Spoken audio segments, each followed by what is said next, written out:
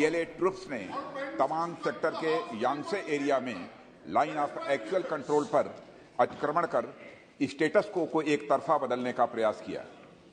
China के इस प्रयास का हमारी सेना ने दृढ़ता के साथ सामना किया है अध्यक्ष महोदय, और इस फेस ऑफ में हाथापाई भी हुई है।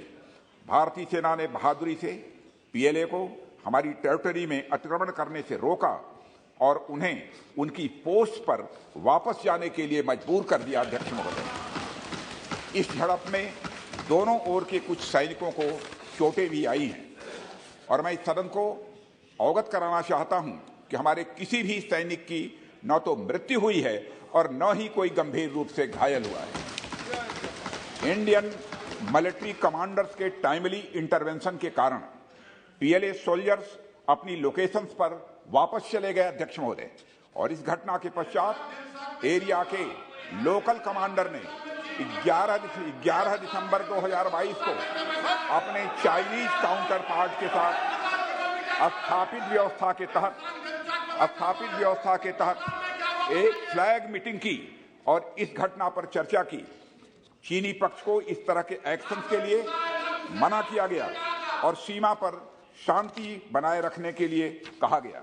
इस मुद्दे को चीनी पक्ष के साथ कूटनीतिक स्तर पर भी उठाया गया है। अध्यक्ष महोदय, मैं इस सदन को आश्वस्त करना चाहता हूं कि हमारी सेनाएं हमारी भौमिक अखंडता को सुरक्षित रखने के लिए पूरी तरह से प्रतिबद्ध हैं और इसके खिलाफ किसी भी प्रयास को रोकने के लिए सदैव तत्पर है हमारी भारत की सेना। और मुझे विश्वास है कि यह सदन हमारी सेनाओं की वीरता और साहस को एक स्वर से समर्थन देगा। सीमा पर 9 दिसंबर 2022 को हुई एक घटना के बारे में अवगत कराना चाहूंगा।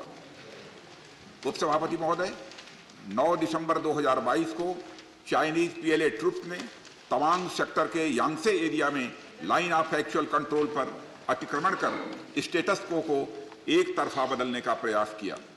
चाइना के इस प्रयास का हमारी सेना ने दृढ़ता के साथ सामना किया। उपसभापति और सदन को यह भी बताना चाहूंगा, इस फेस ऑफ में हाथापाई भी हुई और भारतीय सेना ने बहादुरी से पीएलए को हमारी टेरिटरी में अतिक्रमण करने से रोका और उन्हें उनकी पोस्ट पर वापस जाने के लिए मजबूर कर दिया। इस झड़प में दोनों ओर के सैनिकों को कुछ चोटें आई हैं।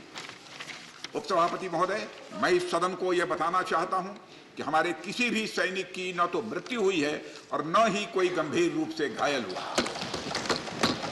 इंडियन मिलिट्री कमांडर्स के टाइमली इंटरवेंशन के कारण पीएलए सोल्जर्स अपनी लोकेशंस पर वापस चले गए और इस घटना के पश्चात एरिया के लोकल कमांडर ने 11 दिसंबर 2022 को अपने चाइनीज काउंटर पार्ट के साथ स्थापित व्यवस्था के तहत एक फ्लैग मीटिंग भी की और इस घटना पर चर्चा की।